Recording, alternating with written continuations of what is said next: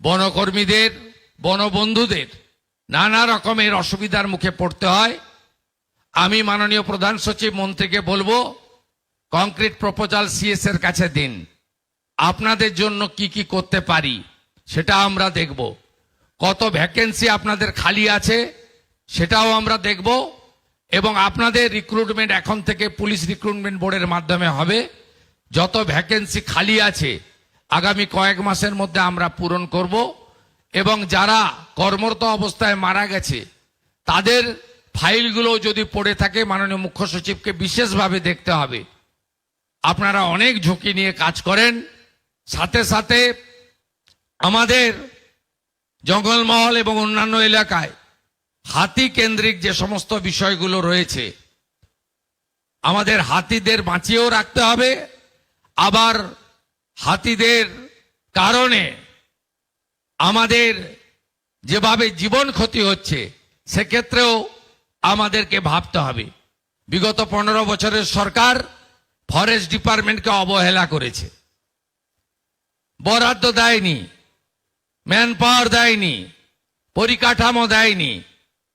আমি বলবো উড়িষ্যা ছত্তিশগড় থেকে শিখে আসুন কিভাবে ফরেস্ট ডিপার্টমেন্টকেও গুরুত্বপূর্ণ দপ্তরে পরিণত করা যায়। সেখান থেকে শিখে এসে পশ্চিমবঙ্গেও সেটা করুন। ডবল ইঞ্জিন সরকার সেটা করবে। এটাই তো চেয়েছিলাম দর্শকগণ, বন দপ্তরে নিয়োগ, যার জন্য আমি অনেক দিন পূর্বে যখন এই টিএমসি সরকার ছিল তখনকার দিনে একটা ভিডিও বানিয়েছিলাম, আপনারা দেখেন এটা। তো এখানে বলেছিলাম যে বন দপ্তরে নিয়োগ হচ্ছে না, যদি বন দপ্তরে এখন নিয়োগ হয় ভাই 20 থেকে 30 হাজার ভ্যাকেন্সি একদম ফাঁকা পড়ে থাকবে।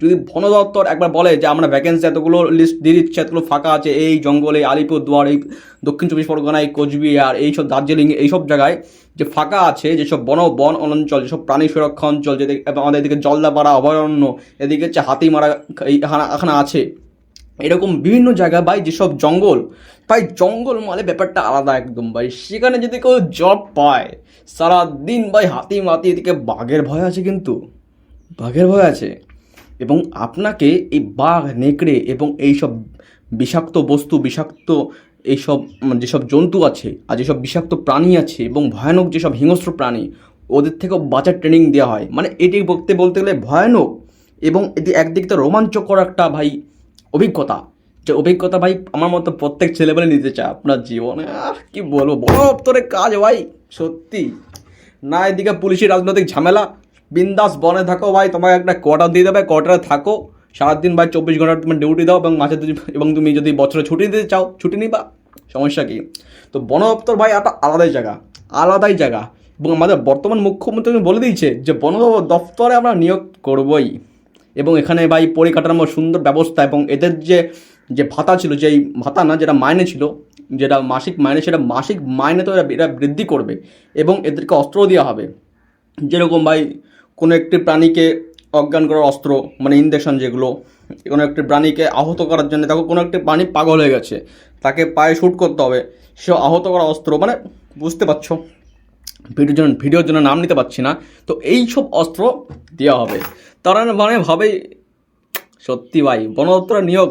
তো যাই হোক, আগের সরকারকে উদ্দেশ্য করে একটি ভিডিও বানিয়েছিলাম, বন দপ্তরে নিয়োগ হচ্ছে না, সেই ইচ্ছাটা এই সরকার পূরণ করেছে, তো আপনাকে একদম ধন্যবাদ। আপনি শীঘ্রই ভ্যাকেন্সি লঞ্চ করুন, এবং এই যে পুলিশের যেসব পরীক্ষা ছিল, যেসব পরীক্ষা আপনারা 2-3 বছর আগে হয়েছে বা এর মধ্যে হয়েছে, সেগুলোর রেজাল্ট প্রকাশ করতে হবে, সেগুলো বা একটা আইনি একটা ব্যবস্থা আছে, কিন্তু বন দপ্তরে নিয়োগ চাই ভাই। এদিকে রেলের জব হচ্ছে না, যদি বন দপ্তরের জব লেগে যায় তো অর্ধেক বেকারত্ব ভাই একদম ঘুষে যাবে। ওদিকে আমার ভাই এইচএসে তোমার হচ্ছে ভূগোল ছিল, ইভিএস ছিল, মানে হচ্ছে পরিবেশবিদ্যা ছিল, তো সেখান থেকে যে সুবিধা আমাদের পেতে পারে, কিন্তু সায়েন্স নেই। কী বলবো ভাই, সায়েন্স নেই, এটুকু বলতে পারছি, সায়েন্স তো নেই। তো এই হচ্ছে কথা ছিল। তো যদি জবটা পাওয়া যেত, জীবন ধন্য হয়ে যেত। তো মুখ্যমন্ত্রীকে আমি ধন্যবাদ জানাবো যে আপনার বড় ফ্যান না হলেও আপনার যে কিছু মন্তব্য আমি খুব পছন্দ করি, যেসব মন্তব্য আগের সরকার একদম খারিজ করে দিয়েছিল, সবাই পাত্তা দিত না। বর্তমানে আশাকর্মী নিয়ে একটা ভিডিও বা একটা স্ক্যাম চলছে, সেটা আমি বলতে পারছি না, সেটা আমি চাইলে পরবর্তী ভিডিওতে বলতে পারি, কিন্তু বন দপ্তরে নিয়োগ সত্যি ভাই এটা আলাদাই আবেগ। বন দপ্তরের যে গল্প শুনে এসছে আমাদের যে সানডে সাসপেন্সে বিভিন্ন রকম যেসব বন দপ্তর কর্মী ছিল তাদের যে অভিজ্ঞতা, জীবনের অভিজ্ঞতা সেই সব এবং ভৌতিক এবং রোমাঞ্চকর, এইদিকে দেখা যাচ্ছে যে বনের যে প্রাণীর সাথে রোমাঞ্চকর অভিজ্ঞতা বা এই বাঘের সাথে রোমাঞ্চকর অভিজ্ঞতা, এবং সেই জিপ নিয়ে, মানে জালিদার জিপ যেখানে ভাই লোহার ব্যারিকেড দেওয়া আছে, সেই জিপের মধ্যে করে বন দেখা। আর রাত্রে ভাই, রাত্রে তোমার ফরেস্ট গার্ডরা রাতে টর্চ লাইট নিয়ে ঘোরা, মানে এই যে রোমাঞ্চকর অভিজ্ঞতা অন্য কোনো চাকরিতে নেই যেটা বন দপ্তরে আছে। তো আজকের ভিডিও এটুকুই।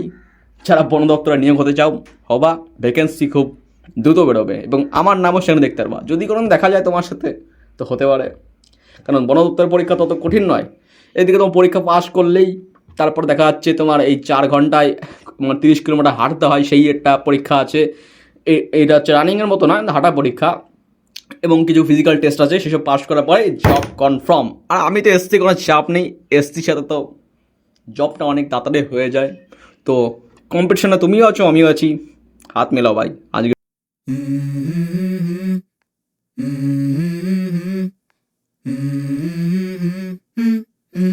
Let's go.